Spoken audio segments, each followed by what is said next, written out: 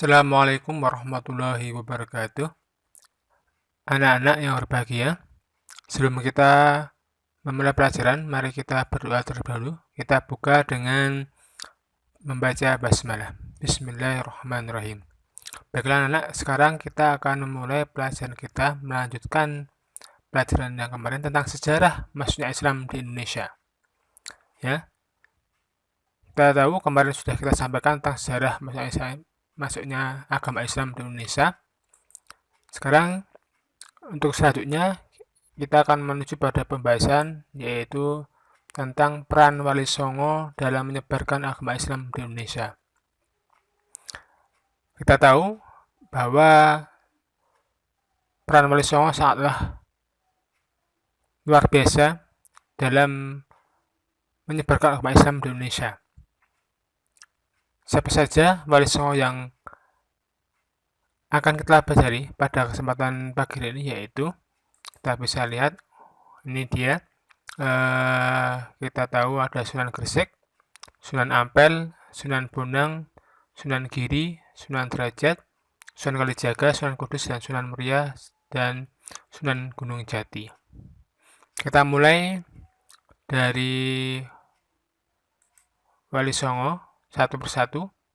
Pertama Sunan Gresik atau dikenal dengan sebutan Maulana Malik Maghribi atau juga Maulana Malik Ibrahim, berasal dari negeri Arab.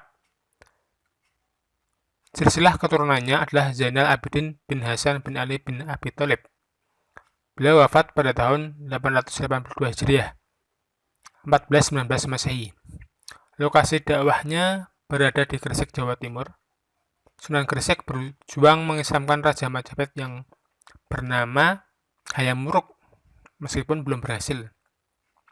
Sunan Gresik merupakan dakwah dengan cara mendirikan masjid, pondok pesantren sebagai pusat pendidikan calon balik. Ya. Sunan Ampel atau memiliki nama asli Raden Rahmat, lahir di Aceh tahun 1401 Masehi, wafat tahun 1481 Masehi. Sunan Ampel berasal dari Arab, sedangkan ibunya berasal dari Kamboja. Beliau dinamakan Sunan Ampel karena lokasi dakwah dan pemakaman beliau di daerah Ampel, Surabaya. Sunan Ampel berdakwah dengan cara membangun pusat-pusat dakwah dan kajian Islam. Beliau berjasa mengislamkan Arya Damar, Patih Mangkubumi Majapahit. Keberhasilan Sunan Ampel lainnya bisa kita lihat banyak para wali seperti Sunan Giri, Sunan Kalijaga, dan putranya sendiri yaitu bernama Sunan Derajat dan Sunan Bonang. Ajaran Sunan Ampel yang terkenal kita bisa lihat ada falsafah Molimo, yaitu tidak mau judi, tidak mau minum minuman yang memabukkan tentunya, tidak mau minum atau menghisap ganja, tidak mau mencuri, dan tidak mau berzinah.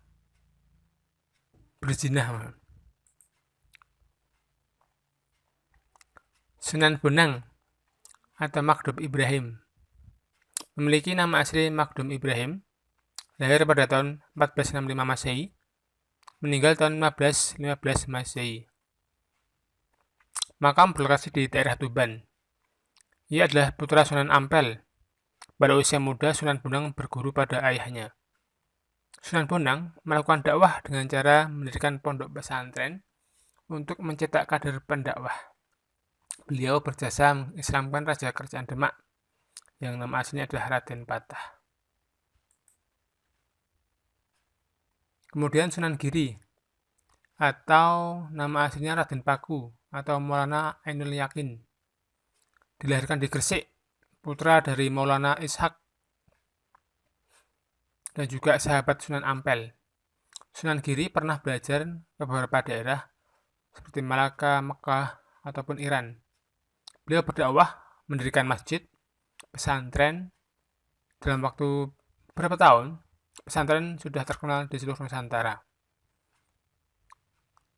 Sunan Giri dikenal karena pengetahuannya yang luas dalam ilmu fikih, maka ia disebut Sultan Abdul Faqih. Kesenian gending pocong yang bernuansa Jawa, namun syarat dengan ajaran Islam adalah salah satu karya Sunan Giri. Sunan Giri dimakamkan di atas Bukit Giri, dekat Gresik. Kita lanjut. Sunan Derajat, Raden Syaifuddin, merupakan putra dari Sunan Ampel, saudara dari Sunan Bonang. Sunan Derajat mengubah sejumlah suluk, diantaranya suluk petuah. Ia juga menciptakan lagu gending pangkur. Pusat kegiatan dakwahnya daerah Sedayu, Jawa Timur. Sunan Derajat dikenal dengan kegiatan sosialnya. Dia dikenal sebagai orang yang bersahaja dalam menolong sesama. Dia melopori penyantunan anak-anak, fakir miskin, dan orang sakit. Sunan Derajat wafat pada pertengahan abad 15 dan dimakamkan di Sedayu, Gresik, Jawa Timur.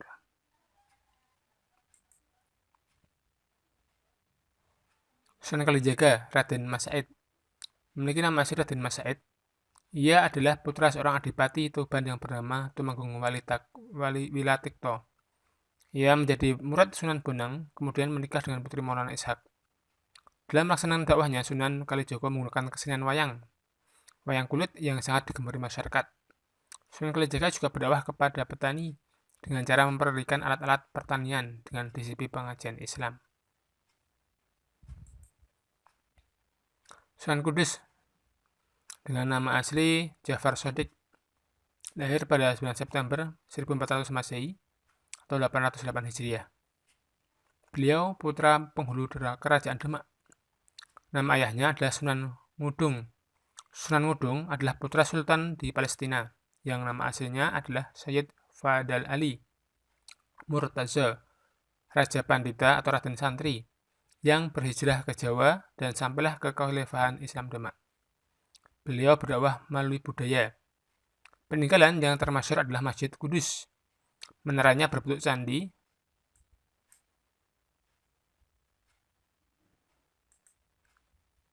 Kita ulangi. Berbentuk candi ini candi dan sering disebut Masjid Menara. Dalam bidang kesenian, ia dikenal sebagai pencipta gending Mas Kumambang dan Mijil. Mas Kumambang berarti tembang Jawa dalam menyajikan penggunaan bunga. Mijil berarti tembang Jawa yang melukiskan rasa sedih atau nasihat.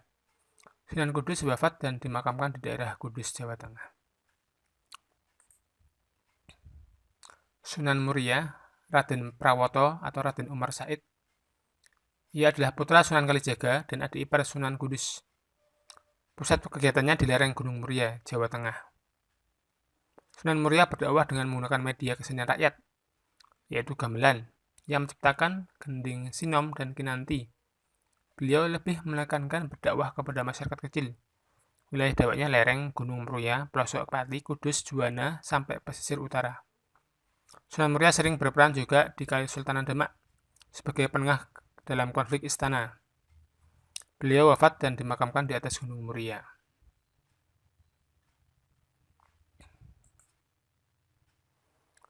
Yang terakhir yaitu Sunan Gunung Jati, Syarif Hidayatullah.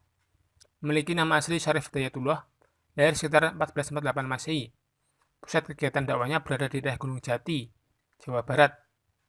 Kedua orang tuanya adalah Syarif Abdullah Umdatuddin bin Ali Nurul Alim, penguasa Mesir, dan Nyai Rara Santang, putri Sri Baduga Maharaja Prabu Siliwangi dari Kerajaan Pajajaran. Sunan Gunung Jati mewarisi pengamalan spiritual kakek buyutnya, Jamaluddin Akbar Al-Husaini. Beliau pernah belajar di pesantren Syekh Datuk Kahfi dan meneruskan pembelajaran agamanya di Timur Tengah. Dakwah beliau menggunakan cara politik dan ahli perang. Beliau berjasa menaklukkan kerajaan Banten dan Cirebon. Selain itu, beliau berjasa merebut kembali Sunda Kelapa dari tangan penjajah Portugis. Itu materi kita pada kesempatan pagi hari ini. Dan tentunya silahkan kalian merangkum materi yang sudah kita sampaikan, dan selamat belajar di rumah. Saya akhiri. Assalamualaikum warahmatullahi wabarakatuh.